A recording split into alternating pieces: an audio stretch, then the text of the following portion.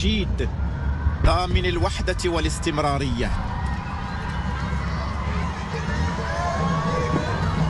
تطلق المدفعية 5 طلقات بهذه المناسبة الدينية العظيمة، وتؤدي لجلالة الملك التحية تشكيلة من الحرس الملكي.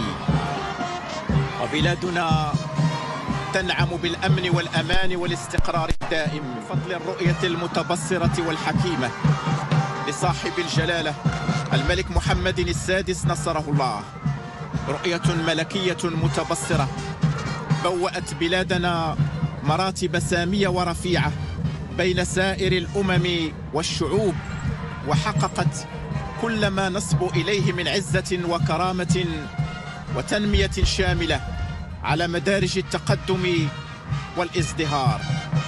تنمية هي مفخرة كل الأجيال وتاج يرصع مسيرة ملاحم الشعب المغربي في العهد المحمدي الزاهر.